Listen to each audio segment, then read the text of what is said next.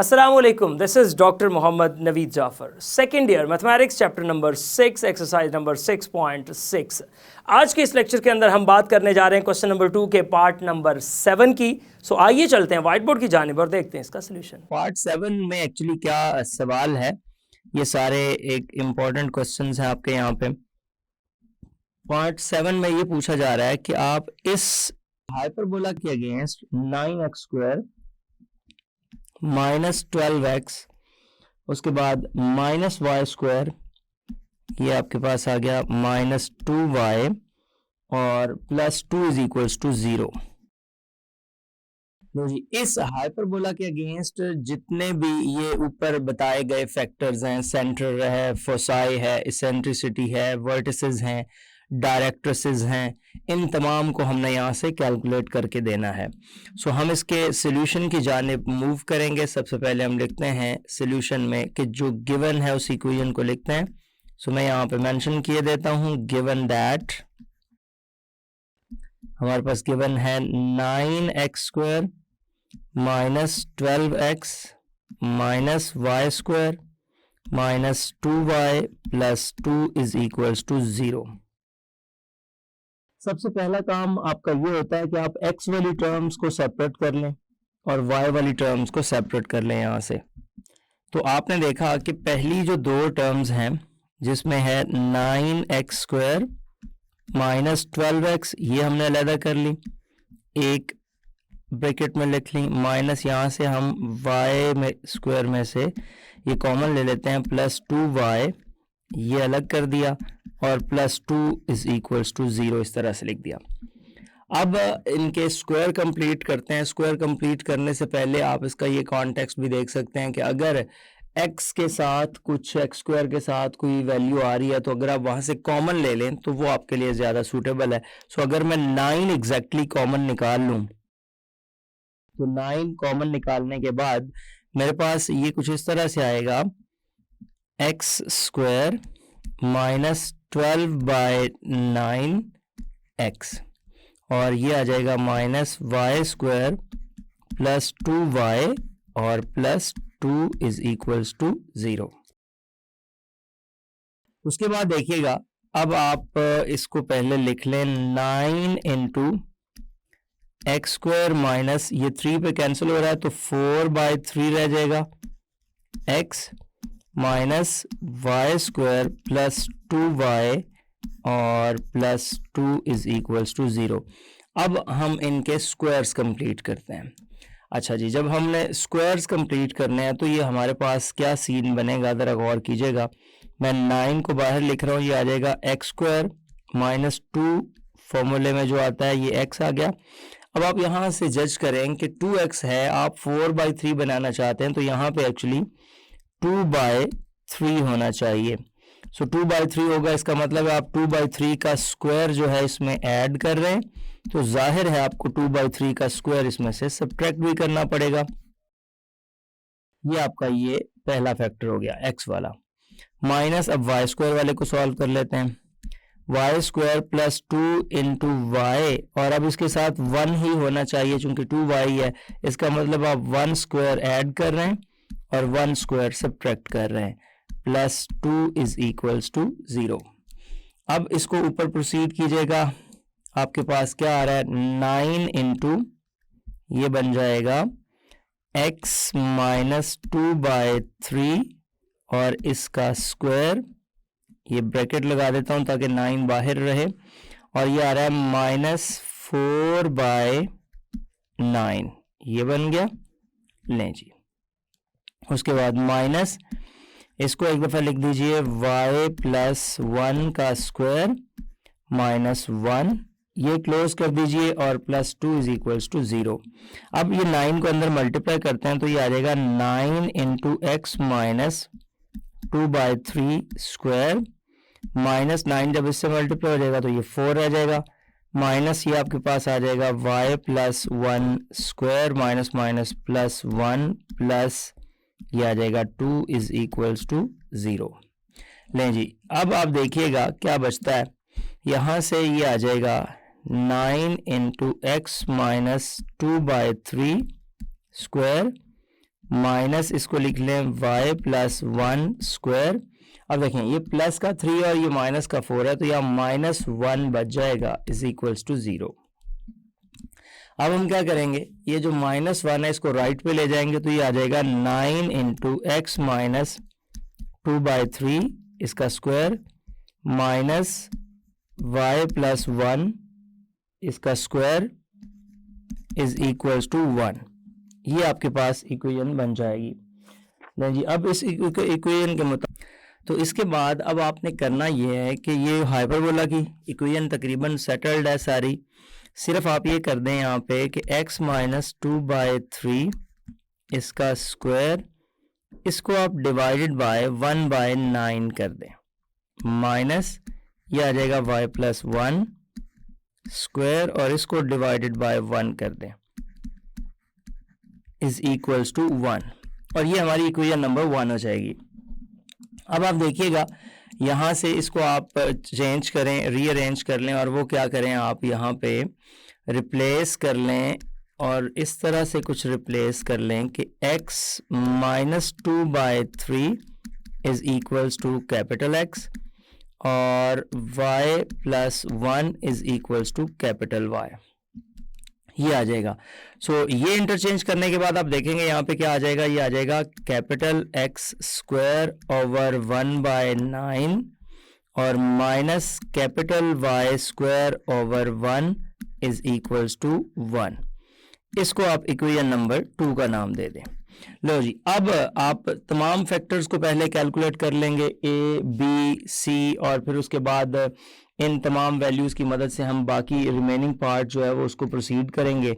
सो देखिएगा जी, यहाँ जब आपने कंपैरिजन के लिए इक्वेशन लेके आनी है तो आप लिखेंगे x square over a square minus y square over b square is equals to 1।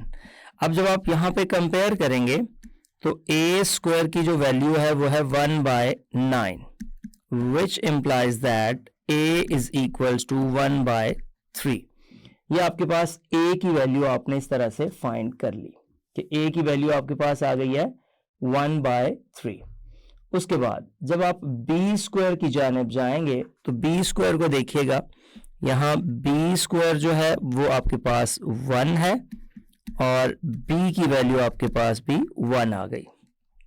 नहीं जी, अब a और b आ जाए तो c की जानिब चलते हैं, और हाइपरबोला के अंदर जो c है मैं यहाँ पे लिखता चलूँ कि जब आप हाइपरबोला देखते हैं तो इसके अंदर c का एक अपना फॉर्मूला, और वो ये है कि c square is equals to a square plus b square. Ellipse में ये जो है वो नेगेटिव होता है दरमियान के अंदर, यानी कि अगर आप एलिप्स की बात करते हैं तो वो a square minus b square होता है, बट हाइपरबोला के अंदर वो प्लस होता है। सो इसकी वैल्यूज को लिखिएगा, c square is equals to जो आपके पास a स्क्वायर है वो 1/9 आ जाएगा और b स्क्वायर आपके पास 1 आ जाएगा। इन दोनों वैल्यूज को जब हम सॉल्व करेंगे तो c square is equals to ये आ जाएगा 1 plus 9/9, c square is equals to 10/9 और c is equals to square root 10/3। ये आपके पास इसकी वैल्यू आ जाएगी स्क्वायर रूट 10/3। नहीं जी, इस तरह से c की भी वैल्यू आ गई। अब हमने इन तमाम वैल्यूज की मदद से बाकी के तमाम जो फैक्टर्स आने वाले हैं वो फाइंड करने हैं, और वो फैक्टर्स क्या हैं ज़रा उनकी जानिब मूव करते हैं। हमारे पास सबसे पहली जो चीज़ हमने फाइंड करनी है वो है सेंटर। सो मैं यहाँ पे लिखता हूँ सेंटर फाइंड करना है। अब देखिए सेंटर इस कॉन्टेक्स्ट में जो आपकी इक्वेशन मौजूद है, जिस इक्वेशन को मैं कुछ इस तरह से अगर आपके सामने लिख दूँ कि capital x square over 1/9 minus capital y square over 1 is equals to 1।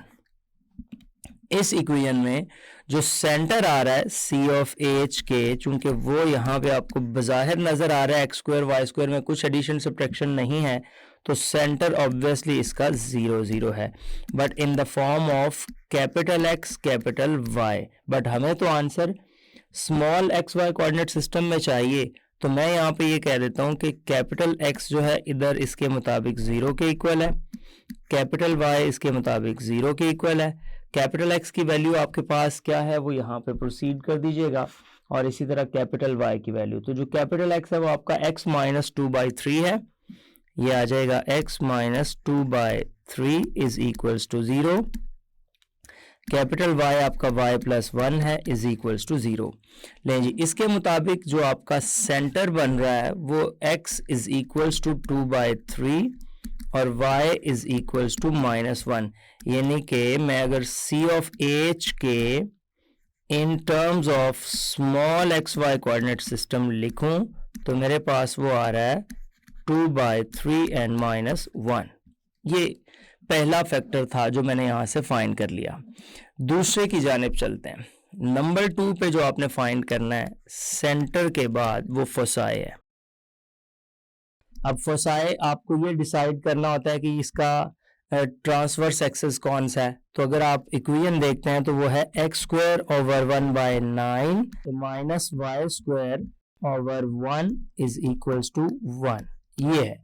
सो इसके मुताबिक जब हम चलते हैं तो फोसाई की वैल्यू आपके पास क्या आ जाएगी, चूंकि आप इस वक्त x एक्सिस के ऊपर मौजूद हैं तो फोसाई आपका आ जाएगा प्लस माइनस c और 0। चूंकि हम ऑन द x एक्सिस हैं तो यहाँ c की वैल्यू जो आपने फाइंड कर रखी है वो आपके पास प्लस माइनस जो c आपने देखा था इस कॉन्टेक्स्ट के अंदर वो √10/3 था, तो ये आ जाएगा √10/3 और साथ इसके आपके पास आ जाएगा 0। लें जी, ये आपके पास आ गया capital X Y coordinate system में f of capital X capital Y. अब जब मैं इसको कंपेयर करके small x Y coordinate system में लेके जाना चाहता हूं तो ये कुछ इस तरह से आएगा कि capital X is equals to ये है आपके पास प्लस माइनस √10/3 और दूसरा आ रहा है capital Y is equals to 0। अब कैपिटल एक्स जो था वो था x माइनस 2/3, ये आपके पास आ जाएगा प्लस माइनस √10/3। इधर कैपिटल y जो था वो y plus 1 is equals to 0 था, ये आ गया। इसकी वैल्यूज को लिखने के बाद आप देखेंगे कि ये मेरे पास रिजल्ट कुछ ऐसे आ रहा है x is equals to 2/3 plus minus √10/3 और ये आ जाएगा y इज इक्वल्स टू -1। आप फाइंड कर रहे हैं फोसाई, यहाँ पे एलसीएम आ जाएगा 3 2 प्लस माइनस √10 और ये आपके पास y इज इक्वल्स टू -1। सो इसके जो दोनों फोकस हैं यानी कि जो फोसाई हैं अगर मैं f डैश की सूरत में लिखूं तो वो मेरे पास x की वैल्यू आ जाएगी 2 माइनस √10/3 और y की वैल्यू है -1। उसके बाद अगर मैं f की सूरत में लिखूं तो वो आ जाएगा 2 प्लस √10/3 और आपके पास y की वैल्यू आ जाएगी -1। सो ये इसके दोनों फोकस भी आ गए। अब हम इससे आगे चलते हैं और बात करते हैं इसके डायरेक्ट्रिसेस और एसेंट्रिसिटी और इसके वर्टिसेस की। सो मैं यहाँ पे लेके आता हूँ इसके नंबर 3 पे। पहले हम एक्सेंट्रिसिटी फाइंड कर लेते हैं और फिर बाकी इसके फैक्टर्स को देखते हैं। तो एक्सेंट्रिसिटी का क्या फॉर्मूला है ये हम यहाँ पे फाइंड करना चाहते हैं। तो एक्सेंट्रिसिटी का फॉर्मूला होता है small e is equals to आपके पास c ओवर a। तो c ओवर a को हम एक्सेंट्रिसिटी कहते हैं। अब ये जो c है ये आपके पास क्या है, जो a है ये आपके पास यहाँ पे क्या है, c अगर आप देखते हैं तो ये √10/3 आया था जो हमने एक्सेंट्रिसिटी में इससे पहले हमने c फाइंड किया हुआ है और जो a की वैल्यू है वो 1/3 थी। तो यहां से होगा क्या कि ये 3 से 3 कैंसिल हो जाएगा और 3 से 3 कैंसिल होने के बाद जो हमारे पास यहाँ पे बन रही है एक्सेंट्रिसिटी वो इसका कैंसिल आउट करने के बाद √10 आ जाएगा जो कि ग्रेटर देन 1 है। इसका मतलब है ये हाइपरबोला को ही रिप्रेजेंट करता है। अगले फैक्टर की जानिब चलते हैं और देखते हैं कि हमारे पास नेक्स्ट क्या है, वर्टिसेस। नंबर 4 पे बात करते हैं वर्टिसेस की। अब वर्टिसेस चूंकि हम मौजूद हैं x² over 1/9 minus y² over 1 is equals to 1 के ऊपर, तो इसके मुताबिक अगर मैं वर्टिसेस को देखूं तो ये मेरे पास क्या आ जाएगा, ये एक्स एक्सिस के ऊपर है, सो वर्टिसेस आ जाएंगे प्लस माइनस ए और यहाँ पे 0। अब अगर आप देखते हैं प्लस माइनस ए तो वो आ जाएगा प्लस माइनस 1/3 और 0। और ये जो वर्टिसेस हैं ये capital X Y coordinate system में है, इसको हम क्या करते हैं, capital X is equals to plus minus 1/3 और capital Y is equals to 0। नहीं जी, यहाँ से जब हमने इनकी वैल्यूज़ को लिखा, कैपिटल एक्स जो है ये है x माइनस 2/3 के equal in small x Y coordinate system, और यहाँ पे ये आ जाएगा प्लस माइनस 1/3, ये बन गया। उसके बाद आप देखिएगा ये y plus 1 is equals to 0, यहाँ से x is equals to 2/3 plus minus 1/3, y is equals to minus 1। ये बात हो रही है इसके वर्टिसेस की, और हम देख रहे हैं इसके वर्टिसेस को इन द फॉर्म ऑफ दिस के यहाँ पे एलसीएम ले लिया जाए 3, 2 प्लस माइनस 1 और y is equals to minus 1। So जी आप इसको देखिएगा, ये आपके पास क्या बन जाएगा, x इज इक्वल्स टू एक आएगा 2 माइनस 1/3, उसके साथ y is equals to minus 1 आ जाएगा, और ये बनेगा प्लस 1/3 और y is equals to minus 1। So एक वर्टेक्स तो बड़ा वाजे तौर पे हमने फाइंड कर लिया जो माइनस वाला था, जिसको a डैश कह रहे हैं, और वो है प्लस 1/3 एंड माइनस 1। लें जी, अब सेकेंड वर्टेक्स की जानिब चलते हैं। तो ये जो ऊपर वैल्यू हमने 2 प्लस माइनस 1 था, अब इसको 2 प्लस के साथ कर देता हूँ। सो ये आ जाएगा x is equals to 2 plus 1/3, और यहाँ तो y is equals to minus 1 ही है। सो ये आ जाएगा x इज इक्वल्स टू 3/3 और ये आ जाएगा y is equals to minus 1। अच्छा जी, ये इसके बाद देखिएगा यहाँ से x इज इक्वल्स टू 1 और ये y is equals to minus 1। So आपके पास ये जो सेकेंड वर्टेक्स है ये आ जाएगा 1 एंड माइनस 1। ये आपने इसके वर्टिसेस भी फाइंड कर लिए। अब इसके बाद जो इसका लास्ट पॉइंट है वो है हम डायरेक्ट्रिक्सेस फाइंड करेंगे। नंबर 5 पे चलते हैं और डायरेक्ट्रिसेस की बात करते हैं। नहीं जी, डायरेक्ट्रिसेस आपके पास क्या है। अब चूंकि आप इस इक्वेशन की बात कर रहे हैं जो कि x square over 1/9 minus y square over 1 is equals to 1 है, और ये मौजूद है ऑन द एक्स एक्सिस। जब आप एक्स एक्सिस के ऊपर रह के बात करेंगे तो जो डायरेक्ट्रिसेस होते हैं वो capital X is equals to plus minus a over e, ये उसका फॉर्मूला बन जाता है। सो यहाँ पे आप जब देखते हैं तो ये आ जाएगा capital X is equals to plus minus a. अब ए आपके पास है 1/3, जो ई है वो आपके पास स्क्वायर रूट 10 आया था जो आपने इसकी वैल्यूज को कैलकुलेट किया। सो ये आपके पास ओवरऑल आ जाएगा x is equals to plus minus 1/3 times square root 10। इसमें से आप प्लस रख कर दीजिए। अब ये कैपिटल एक्स की जाहिर है वैल्यू को भी आपने यहाँ पर रिप्लेस करना है, वो है x minus 2/3 is equals to plus minus 1/3 times square root 10। ये उधर ले जाएं, 2/3 plus minus 1/3 times square root 10, ये आ गया। अब इसके बाद आप देखिएगा ये आपके पास आ जाएगा small x is equals to, आप अगर इसमें इस कॉन्टेक्स्ट में लिखना चाहते हैं 3 टाइम्स स्क्वायर रूट 10, तो ये आपके पास आ जाएगा 2 टाइम्स स्क्वायर रूट 10 प्लस माइनस 1। तो ये जो इसके दो डायरेक्ट्रिसेस हैं वो आ गए हैं। अब हमने बात करनी है थोड़ी सी इसके ग्राफ के ऊपर ताकि वो भी चीज़ हम दिखा सकें। सो ये इसका ग्राफ इसके सामने है। अब आप इसके ग्राफ के मुताबिक जब चलते हैं, सबसे पहले आपने जब इसका सेंटर फाइंड किया था तो जो इसका सेंटर हमारे पास बना था वो एग्जैक्टली इस क्वेश्चन का आया था 2/3 और -1 पे। अब 2/3 जो है ये 0.6 के करीब कोई वैल्यू बनती है, और -1, सबसे पहले तो आप -1 पे इसका जो है एक्सेस ड्रॉ करें, ये -1 एग्जैक्टली इस जगह पे, यहां से आप एक लाइन ड्रॉ कर दीजिए। ये इसका आपके पास जो है ट्रांसवर्स एक्सिस आ जाएगा। अब इसके अगर कॉन्जुगेट एक्सिस की बात करूं तो एग्जैक्टली इसके मिड यानी कि आप अराउंड 0.6 पे जाके इस लाइन को ज़रा ड्रॉ कीजिएगा। ये 0.6 6 अराउंड्स। यहाँ पे आके एक लाइन ड्रॉ करें जो कि इसका माइनर एक्सेस शो कर रही होगी।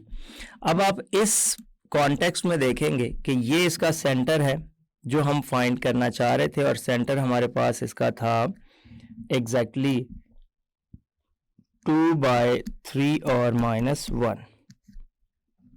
उसके बाद आपने इसके फाइंड किए फोसाई जो आपने इसके फाइंड किए वो हमारे पास आ गए थे। जो वैल्यू बनी थी वो एग्जैक्टली हमारे पास वैल्यू बनी थी फोसाई की x = 2/3 ± √10/3।